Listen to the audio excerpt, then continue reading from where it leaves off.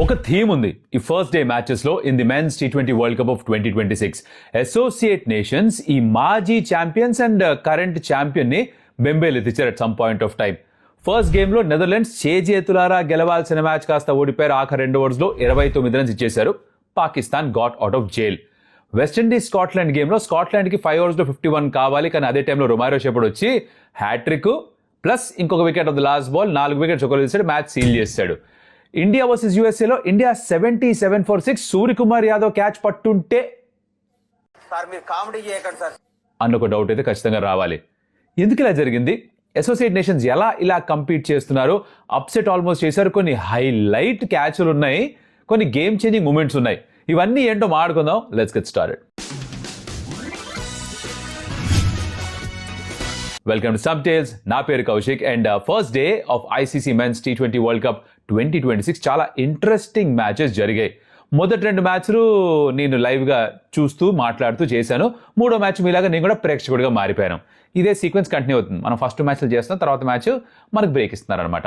అలా కంటిన్యూ అవుతుంది. By the way, video ఎక్కడ నచ్చితే కనుక like, because it will help the algorithm and us, and of course subscribe to Some Tales because that will help us get some motivation. మామూలుగా ఉండదు. ఎట్లా అంటే కొట్టేస్తారా మనం 2 లక్షలు కొట్టేస్తాం, 2 లక్షల సబ్స్క్రైబర్స్ బిఫోర్ వరల్డ్ కప్ కొట్టేస్తాం అనే ఫీలింగ్ కలుగుతుంది నాకు, మా టీంకి. ఆ హెల్ప్ మీరు చేసి పెట్టాలి. Okay, first match Netherlands and Pakistan. వరుసగా వెళ్ళిపోదాం. ఓకే, నెదర్లాండ్స్ అండ్ పాకిస్తాన్ మ్యాచ్లో సమ్మరీ ఏంటి బ్రీఫ్గా చెప్పేస్తా. 147 కొట్టారు నెదర్లాండ్స్, 148 కావాలి. పాకిస్తాన్ ఆల్మోస్ట్ గాన్ అనుకున్నాం.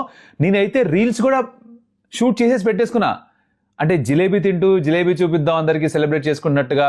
తర్వాత పాక్ ప్రైమ్ మినిస్టర్ గారు ఒక స్టేట్మెంట్ ఇచ్చారని, ఇండియాతో ఆడతామని, ఎందుకంటే ఓడిపోయారు కాబట్టి. ఇలాంటివి కొన్ని నేను కాంటెంట్ తయారు చేసి పెట్టుకున్నా. కానీ లాస్ట్ ఓవర్స్లో బిస్కెట్ అయింది. పాకిస్తాన్ గెలిచారు. అంటే వాళ్ళు ఓడిపోయి ఉంటే బాగా హ్యాపీగా ఫీల్ అయ్యేవాళ్ళు నేను ఒకరిని, ఎందుకంటే ఇప్పుడు సచ్చినట్టు ఆడేవాళ్ళు ఇండియాతోటి వెనక్కి బ్యాక్ స్టెప్ తీసుకొని. మరి ఎనీవేస్ జరిగింది ఏంటి ఆ మ్యాచ్లో అంటే, చక్కగా బౌలింగ్ చేశారు, బాగా క్యాచ్లు పట్టారు, అన్నీ చేశారు, వాళ్ళని కంగారు పెట్టించారు, మోకాళ్ళ మీద తీసుకొచ్చారు. దాని తర్వాత లాస్ట్ ఓవర్స్లో 29 కావాలి అంటే అక్కడ వచ్చాడయ్యా ఫహీమ్ అష్రఫ్. 11 బాల్స్లో 29 కొట్టాడు. మ్యాన్ ఆఫ్ ద మ్యాచ్ కూడా తనని డ్రాప్ చేశాడు. కాకపోతే సో ఈ మ్యాచ్లో టర్నింగ్ పాయింట్, జొర్రని మ్యాచ్ తిరిగిపోయింది. ఎక్కడ game turning point is max out out Faheem అష్రఫ్ని క్యాచ్ డ్రాప్ చేయడం. తను పట్టుంటే అప్పటికి ఇంకా కూడా 23 కావాలి. 11 బాల్స్లో అప్సెట్ అయిపోయి ఉండేది. అదొకటి మిస్ అయింది. బెస్ట్ మూమెంట్ ఏంటి ఈ మ్యాచ్లో అంటే కనుక, బాబర్ ఆజమ్ అండ్ షాహిన్ షాఫ్రీ కలిసి ఒక క్యాచ్ పట్టారు. అసలు పాకిస్తాన్ క్యాచ్లు పట్టారు ఈ మ్యాచ్లో. మా ఊరు ఏ మాటగా ఆ మాట. ఎప్పుడన్నా పాకిస్తాన్ ఎంత బాగా ఫీల్డింగ్ చేయడం చూసారా? స్టార్టింగ్ కీపర్ పరిగెత్తుకుంటూ వెళ్ళి ఒక 3 వస్తుంటే గట్టిగా అరిచి క్యాచ్ పట్టి కింద పడిపోయాడు. అదొకటి. Babar Azam Shaheen Shah Afridi, this was the best moment in the match. తను బౌండరీ రోప్ దగ్గర క్యాచ్ పట్టి బయటకు వెళ్ళిపోతున్న చూసి వెనక్కేసేస్తే షాహిన్ షాఫ్రీ క్యాచ్ కంప్లీట్ చేశాడు. ఇది మనం చూడం పాకిస్తాన్లో. ఉన్న క్యాచ్లు అలా దగ్గరికి వస్తే 2 ఫీల్డర్స్ మధ్యలో పడ్డమే చూస్తాం మనం. మార్చారు, బాగా మారింది.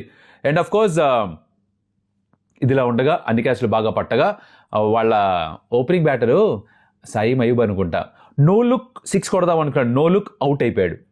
గమనించారా మీరు అది? I saw that, I caught that. ఇలాంటివే క్యాచ్ చేస్తుంటాం మనం. కాకపోతే వాళ్ళ సాహిబ్జాదా ఫరాన్ తను బాగానే ఆడాడు. అండ్ మిగతా వాళ్ళందరూ బాబర్ ఆజం గురించి మాట్లాడుకోవాలి కాబట్టి లేకపోతే బాగోదుగా. బాబర్ ఆజం అయితే నేను ఓన్లీ సింగిల్స్ మీద ఫోకస్ చేస్తా, బౌండరీస్ కొట్టకూడదు, కొడితే మంచిది కాదు అన్నట్టుగా బ్యాటింగ్ చేశాడు. ఎంత ప్రెషర్ క్రియేట్ చేశారంటే తను అవుట్ అవడమే కాదు, తన చుట్టూ కూడా అందరూ టాప్ అని అవుట్ అయిపోయారు. మొత్తం అంతా కంగారు కాంతారావాయిలు అయిపోయారు. అవుట్ అయ్యి ఉంటే అసలు క్యాచ్ పట్టుంటే ఫహీమ్ది వేరేగా ఉండేదిలే కదా. సరే ఏం చేస్తాం, అలా మ్యాచ్ అయిపోయింది. మొత్తానికి Pakistan got out of jail. వాళ్ళ ఫస్ట్ విన్ నమోదు చేసుకున్నారు. ఇది ఇలా అయిపోయిందా? రెండో మ్యాచ్కి వచ్చేద్దాం. రెండో మ్యాచ్ వెస్టిండీస్ స్కాట్లాండ్ది. ఇది ఈడెన్ గార్డెన్స్ కొల్కతాలో జరిగింది. ఆబ్వియస్లీ ఫస్ట్ బ్యాటింగ్ చేసిన వెస్టిండీస్ గెలిచారు. వాళ్ళు 182 స్కోర్ చేశారు. యాక్చువల్లీ బ్యాటింగ్ చాలా హెవీగా ఉంది. 230 కొడతాను అనుకుంటే కొట్టలేదు, లాగారు వెనక్కి. ఇది కూడా ఎందుకు వచ్చింది? మన షెమ్రాన్ హెట్మైర్ నంబర్ 3లో బ్యాటింగ్ చేసిన వల్ల వచ్చింది. ఎలాగో చెప్తా, ఒక్క నిమిషం ఆగండి. Scotland they were kind of in the game because Berrington and Bruce వీళ్ళు ఆడుతున్నప్పుడు పార్ట్నర్షిప్ వచ్చింది 78 ఎంతో పార్ట్నర్షిప్ 49-50 బాల్స్లో. They looked on course. వాళ్ళు అవుట్ అవ్వగానే మటాష్ అయిపోయింది. 5 ఓవర్స్లో 51 కావాలి, ఓ హ్యాట్రిక్ రొమారో చెప్పాడు. ఆ కథ ఏంటో మాట్లాడుకుందాం. ఈవెన్చువల్గా they won by 34 runs, convincing margin of victory, right? But now మనం మాట్లాడుకోవాల్సింది అసలైన విషయాల గురించి. అవి మనం ఇక్కడ నోట్ చేసి పెట్టుకున్నాం. ఏవిరా? సో బెస్ట్ పర్ఫార్మర్ మ్యాచ్లో షిమ్రాన్ హెట్మైర్ నంబర్ 3లో ఆడాడు. సాధారణంగా ఐపీఎల్లో మనం తనని ఫినిషర్గా చూడడం అలవాటు. ఇన్ఫాక్ట్ వేరే లీగ్స్లో కూడా ఫినిషర్ రోల్ చేస్తుంటాడు. కానీ ఇక్కడ అవసరం టీంకి నంబర్ 3లో, సో నంబర్ 3లో ఆడుతున్నాడు. 64 of 36 balls 6 సిక్స్లు కొట్టాడు మహాప్రభు. ఇచ్చుకున్నాడయ్యా. ఇచ్చుకున్నాడు. ఇది మాత్రమే కాదు, అంటే ఆ షాట్స్ ఆడిన తీరు చాలా బాగుండింది. 182 రావడానికి మెయిన్ కారణం తనే. సో ఇది ఒక హైలైటా. బెస్ట్ మూమెంట్స్ ఆఫ్ ద మ్యాచ్లో తను కూడా ఒప్పుకున్నాడు, ఈ 64 కాదు, ఓ క్యాచ్ పట్టాడు, ఇది మన deep square leg final leg మధ్యలో పరిగెత్తుకుంటూ వెళ్ళి డైవ్ చేసి ఓ క్యాచ్ పడితే లెఫ్ట్ నా సావిరంగా అదిరిపోలే ఆ క్యాచ్. అసలు మొహం పైన క్యాచ్ పట్టిన వెంటనే సెలబ్రేట్ చేయలే, మిగతా వాళ్ళు వచ్చి తన పక్కన నుంచొని సార్ నమస్కారం సార్ మీకు సలాం సార్ టైప్లో చేసి ఎత్తేసుకొని రచ్చ చేస్తుంటే పెద్ద పెద్ద నవ్వులు వేసుకొని వెస్టిండీస్ చూసి ఒక బాగా నచ్చుతుంది నాకు. అదేంటంటే భలే ఎంజాయ్ చేస్తారు క్రికెట్ని వాళ్ళు. మంచి క్యాచ్ పడితే బాగా ఎంజాయ్ చేస్తారు, మంచి 6 రన్ కొడితే ఫుల్గా ఎంజాయ్ చేస్తారు, డాన్స్ చేస్తారు. It's a very good vibe that you get when you see the West Indies cricket team. అది ఈ క్యాచ్ అప్పుడు కూడా చూసారు, but catch was outstanding, mind blowing. ఇంకో క్యాచ్ కూడా ఉండింది, మెక్మలన్ పట్టాడు ఫర్ స్కాట్లాండ్. తను కూడా లాంగ్ ఆఫ్లో పరిగెత్తుకుంటూ వెళ్ళి లెఫ్ట్ సైడ్ డైవ్ చేసి క్యాచ్ పెట్టి పుల్ ఆఫ్ చేశాడు. Super effort. 2 మంచి క్యాచ్లు ఇక్కడ కూడా చూసాం. గేమ్ చేంజింగ్ మూమెంట్ ఏంట్రా అంటే 5 ఓవర్స్లో 51 పరుగులు కావాలి. రొమారో షెపర్డ్ బాల్తో ఎంట్రీ ఇచ్చాడు, హ్యాట్రిక్ తీసి దొబ్బాడు. ఆ ఓవర్లో 4 వికెట్స్ కూడా తీసుకున్నాడు, 5 వికెట్ హాల్ కూడా తీసుకున్నాడు, హ్యాట్రిక్ తీసుకున్నాడయ్యా. ఫస్ట్ వరల్డ్ కప్లో Day 1 వాళ్ళ ఫస్ట్ మ్యాచ్ వెస్టిండీస్ది హ్యాట్రిక్ తీసాడు. By the way T20 international ఇంతకు ముందు కూడా రొమారో షెపర్డ్ ఒక హ్యాట్రిక్ తీసుకున్నాడు. 2 times హ్యాట్రిక్ ఉంది దానికి ఇప్పుడు T20 ఐస్లో. వాట్ ఈస్ దిస్ అమేజింగ్ అసలు. అండ్ జేసన్ హోల్డర్ తను తీసుకున్న 3 వికెట్స్ క్రమంలో 100 ఇంటర్నేషనల్ T20 వికెట్స్ కూడా తీసేసుకున్నట్ట. ఇది జరిగిందనమాట. So bowler with 2 T20 hat-tricks ఎవరో తెలుసా? నేను చెప్తా. లసిత్ మలింగా ఒకడు, టిమ్ సౌదీ ఒకరు, ప్యాట్ కమిన్స్ మరొకరు, అండ్ రొమారియో షెపర్డ్ కూడా ఉన్నాయి. ఇది ఫుల్ మెంబర్ నేషన్స్ గురించి మాట్లాడుతున్నాం మనం. దాంట్లో 2 సార్లు కనీసం హ్యాట్రిక్స్ తీసుకున్నారన్నమాట వీళ్ళు. సో అలా జరిగింది.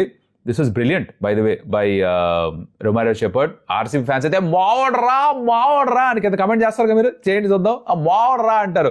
ఆర్ఆర్లు కూడా హెడ్ చేసి మావడ్రా అనాలి. ఇలా టిపికల్గా T20 వరల్డ్ కప్లో కూడా ప్రతి ఫ్రాంచైజీ వాళ్ళ ప్లేయర్స్ ఎవరు బాగా పర్ఫామ్ చేస్తారని చూసి చక్కమని ఓన్ చేసేసుకొని ఓ సందడి వాతావరణం క్రియేట్ అవుతుంది. మంచి ప్రిపరేషన్ మనకి ఇది ఐపీఎల్కి.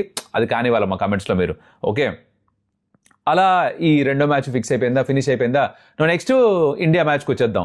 ఈ 3వ మ్యాచ్లో జరిగింది క్యా హే బోలేతో ఇండియా యూఎస్ఏలో ఇండియా ఫస్ట్ బ్యాటింగ్ చేశారు. టాస్ ఓడిపోయాక యాజ్ యూజువల్గా మనం టాస్ పెద్దగా మనం కలిసి రాదు కదా, యూఎస్ఏ టాస్ గెలిచి బౌలింగ్ చేస్తామన్నారు. డ్యూవన్నా వస్తుందేమో అనుకున్నాం. పిచ్ చూసి అందరూ చెప్పింది మా కసం బెల్టర్ ఉంటుంది, ఇచ్చుకుంటానంటే బ్యాటర్స్ రన్స్ వస్తూనే ఉంటాయి అన్నారు అందరూ.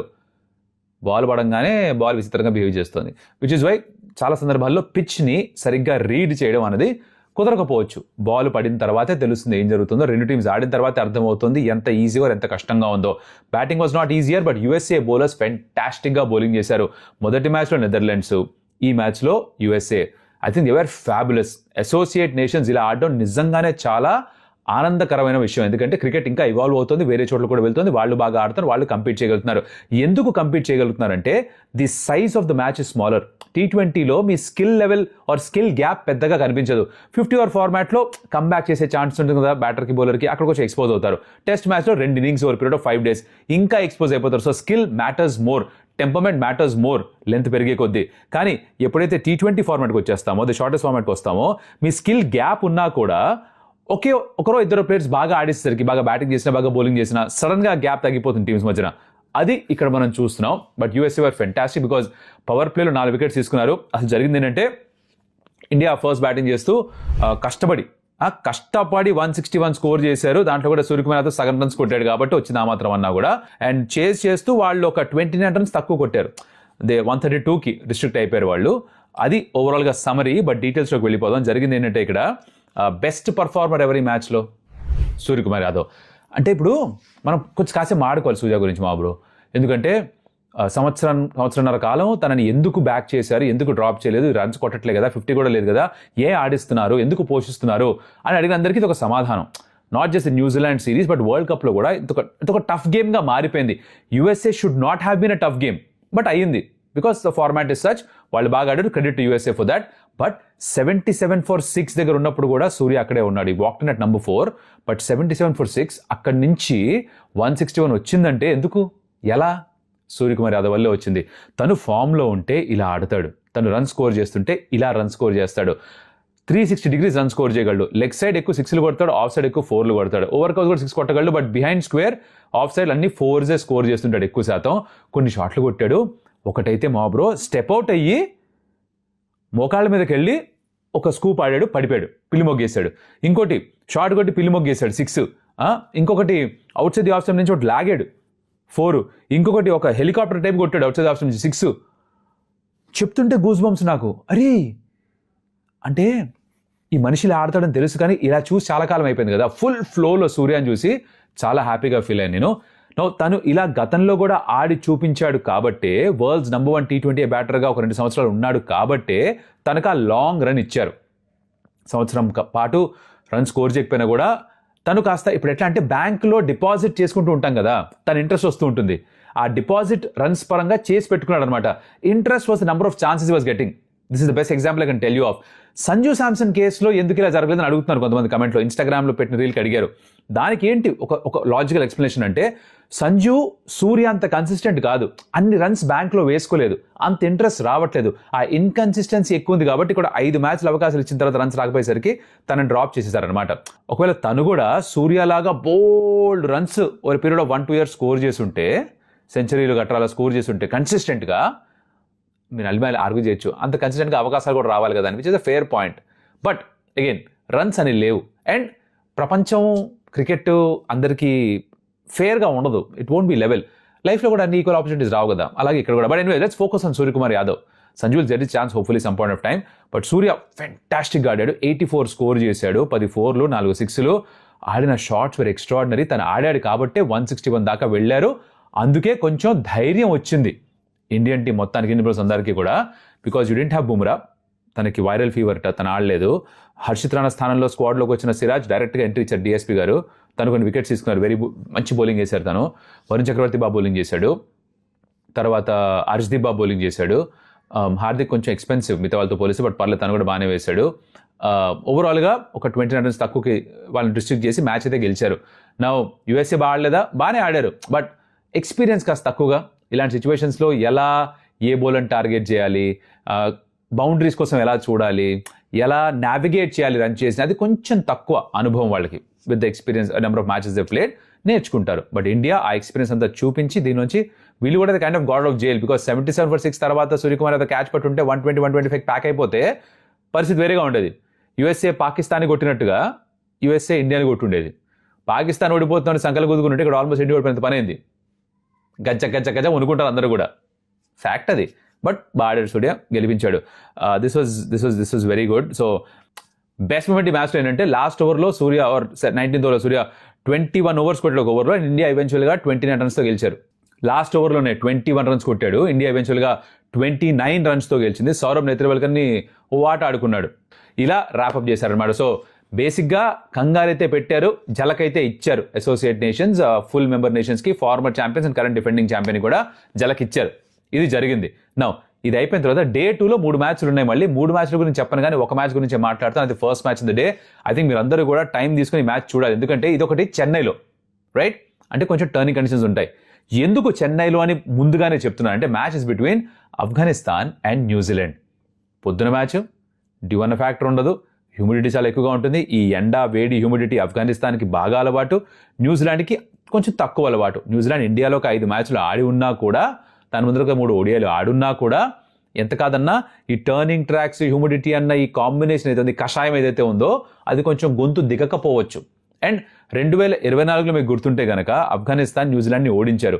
దాని తర్వాత మళ్ళీ ఇప్పటిదాకా వీళ్ళు T20 ఫార్మాట్లో ఎదురుబడింది లేదు. సో దాని తాలూకా బాకీ తీర్చుకోవాలని న్యూజిలాండ్ అనుకున్నా కూడా, ఆఫ్ఘనిస్తాన్ కూడా మేము కాన్ఫిడెంట్గా ఉన్నాం, మేము కొట్టేస్తాం మళ్ళీ అనుకున్న ధైర్యంతో వాళ్ళు ఉంటారు. బై ద వే ఈ మ్యాచ్ ఈజ్ వెరీ ఇంపార్టెంట్. ఎందుకు అంటే వాళ్ళున్న group is the group of death. South Africa, Afghanistan, New Zealand ఒకే గ్రూప్లో ఉన్నారు. సో ఈ ముగ్గురులోంచి ఇద్దరే వెళ్ళగలుగుతారు సూపర్ 8స్కి. సో ఈ మ్యాచ్ ఎవరు గెలుస్తారో మోస్ట్ ప్రాబ్లీ వాళ్ళే సూపర్ 8స్కి ప్రోగ్రెస్ అయ్యే అవకాశాలు ఎక్కువ. అందుకు ఈ మ్యాచ్ చాలా ఇంపార్టెంట్. న్యూజిలాండ్ విషయానికి వస్తే కొన్ని ఇంజురీస్ ఉన్నాయి, వాళ్ళకి కొన్ని కన్సర్న్స్ ఉన్నాయి. లాకీ ఫర్గసన్ పూర్తిగా ఫిట్గా ఉన్నాడా, ఆడతా లేదా చూడాలి. ఫినాల్ కూడా షోల్డర్ ఇంజురీ ఉంది. Pick that up in the last game against India T20 సిరీస్లో షోల్డర్ ఇష్యూ కూడా ఉంది. బట్ తను చాలా బాగా ఆడాడు బ్యాటింగ్, తను ఆడతా లేదా చూడాలి. మిత్ శాంట్నర్ తను బాగా లీడ్ చేస్తున్నాడు, కానీ నంబర్ 7 తను బ్యాటింగ్ చేయడం ఒక step maybe 1 position too higher అంటగా అనిపిస్తుంది. సో వాళ్ళ కాంబినేషన్ ఎలా ఉంటుంది, ఎవరు ఆడతారు, రచిన్ రవీంద్ర, డెవెన్ కాన్వే ఎవరిని ఆడిస్తారు, ఎవరు ఫామ్లో లేరు. This is going to be huge factor for them. And of course bowler confidence కాస్త షాటర్ అయిపోయింది, బికాజ్ ఇండియాతో 200 runs ఇష్టానికి ఇచ్చారు రన్స్. ఆఫ్ఘనిస్తాన్ అయితే మొహాలన్నీ కూడా తెలిసినవే ఉంటాయి. Led by of course Rashid ఉన్నాడు, తర్వాత గుల్బుద్దీన్ నయీబ్ అంటాడే, అందరూ ఉన్నారు. So it's very good Afghanistan squad. So ఆ మ్యాచ్ మిస్ అవ్వకుండా చూడండి. అది మనం నేను కవర్ చేస్తున్నాం, అది కామెంటరీ, మనం కామెంటరీ చేసి ముందు షో కూడా చేస్తాం. బై ది వే, నేను చేసే షోలు హాట్స్టార్లో వస్తాయి. చూస్తే కనుక నాకు ఒక ఫోటో తీసి పెట్టచ్చుగా, ఇన్స్టాగ్రామ్లో ఎక్కడన్నా తెలుస్తుంది మీరు చూశారని. అలా అనమాట సంగతి. రేపు మళ్ళీ కలుద్దాం, ఈ మ్యాచ్ల గురించి రివ్యూ చేసుకుందాం, అండ్ అలాగే ఇంట్రెస్టింగ్ పాయింట్లు తీసుకెళ్దాం. ఈ game changing moments, game turning moments ఇలా చేసుకుందామా? బాగుందా? Let me know in the comments. And of course like the video, share with your friends, and మరొకటి మళ్ళీ కలుద్దాం. అప్పటిదాకా సెలవు. అడియోస్ అమిగోస్.